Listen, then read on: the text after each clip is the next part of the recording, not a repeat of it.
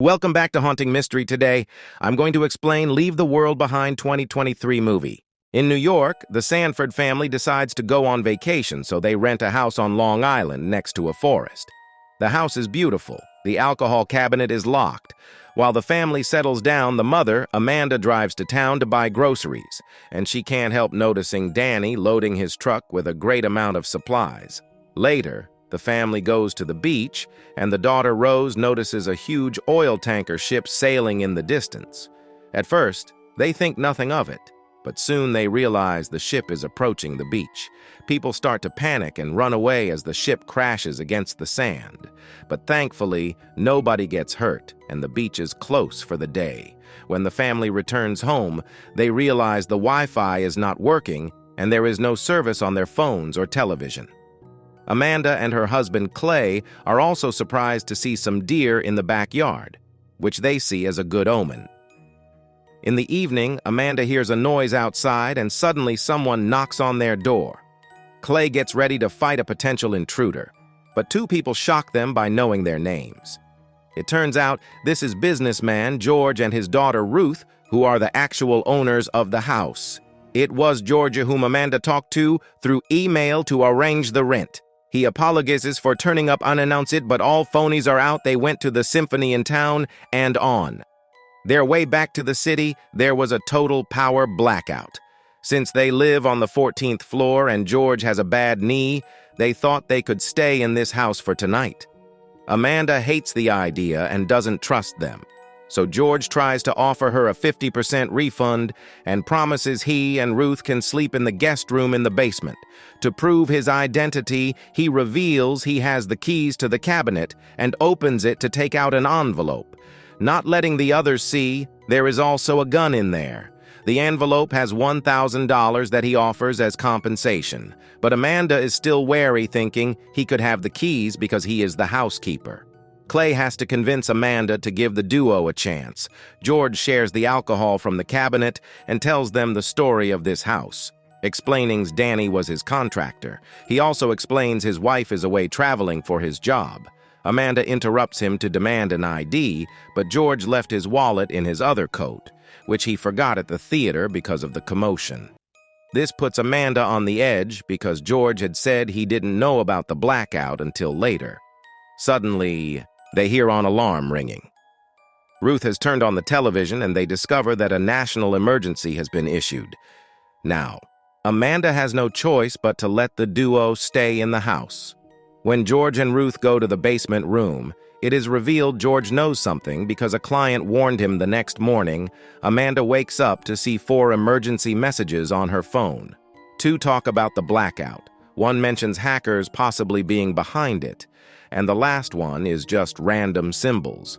Worried, she wakes Clay up to show him the messages, but they disappear before he can see them. Clay decides to drive to town to get a newspaper for more information. However, since the GPS is not working either, he soon gets lost. He stops the car and gets out to check if he can catch a signal on his phone so he doesn't hear the car radio activating for just a few seconds. The reporter informs that the cyber attack has caused a serious environmental disaster in the South, which has impacted animal migration patterns. With no luck with the phone, Clay decides to keep on driving, and moments later, he finds a woman waving her arms by the road. It seems she needs help, so Clay stops the car, but the woman can only speak Spanish and he doesn't understand. Had a feeling disturbed by her pleas. Clay decides to ignore her and keep going. Suddenly, he sees a drone flying nearby with red smoke on its tail, so he speeds up, but when the drone comes closer, Clay realizes the smoke is actually red leaflets. Meanwhile, George also drives out to visit the neighbor, keeping his gun at hand. He keeps checking his phone because he hasn't heard from his wife since yesterday, and she was supposed to fly back today. Sadly, not a single message has been delivered. The neighbor's house seems to be empty, and strangely there are tons of random things spread in the garden. The door was left open, so he goes inside and finds a complete mess. George tries using the neighbor's satellite phone, but it is not working either, which means all American satellites are down. When he is about to leave, he notices there are more things spread near the beach, so he follows the trail and finds an expensive watch in the sand. When he tries to pick it up, he is shocked to find a whole arm and falls, only to discover the body of a pilot. As he looks around, he realizes a plane has crashed on the beach. At that moment, he hears another plane coming close, so he runs away and hides in the house right before this plane crashes too. At the house, Rose is very frustrated because she wants to watch the final episode of Friends, but none of the devices are working. She runs outside and is shocked to find a huge amount of deer in the backyard. She convinces her brother Archie to go to the forest where they find an old shed. They go inside and Archie tells Rose that someone must live there and can watch her sleep through the window. Rose gets startled and accidentally hits her head as she realizes that Archie is just messing with her on their way back to the house. Archie is bitten by a bug and Rose sees another deer. She also notices all the birds flying away. When George comes back, he admits to Amanda that he had guessed something was coming because he saw the market behaving weirdly. As he explains what he saw on the beach, their conversation is interrupted when they start hearing explosions in the distance, followed by a loud screeching noise that hurts their ears and cracks the windows. Amanda immediately rushes into the woods to find her children, but the noise becomes so unbearable that she drops to her knees in pain. Luckily, the noise ends soon and everyone goes back into the house. Amanda remembers he saw Danny buying too much stuff and thinks he also knew something would happen. At that moment, Clay comes back and shows them a leaflet, which turns out to be written in Persian. Archie recognizes it from war video games and explains it says "Death to America." Terrified, Amanda and Clay decide to go to a relative's house in New Jersey, ignoring George's warnings. As they drive away, they keep hearing sirens, and eventually they find the road blocked by a bunch of white cars. Amanda goes ahead to investigate and notices there are no people around. In fact, all these cars are the same self-driving model and brand new. Suddenly, more automatic cars appear behind them, so Amanda rushes back to her family and moves her vehicle just in time before the speeding cars crash into the ones blocking the road. The family goes away as they dodge more incoming cars, and in the distance, it can be seen that the mess goes all the way into the city. The Sanfords have no choice but to go back to the house, and George allows them to stay as it starts to rain. Archie stays in his room to get naughty while looking at pictures he took of Ruth, but he starts feeling sick and decides to sleep instead. Ruth invites Clay to smoke with her, and Clay admits feeling bad for leaving the poor woman on the road. Suddenly they hear a splashing noise and discover there are flamingos in the pool. Inside, Amanda and George share a drink, and George makes a confession. He came to this house because a powerful client who works for the Pentagon told him that an evil cabal runs the world.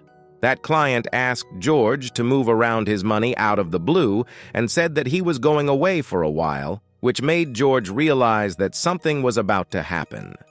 Tired of all this depressing talk, George takes Amanda to the room with his music collection and they dance for a while. They get too close and share a hug. So Amanda points out they are drunk and have spouses.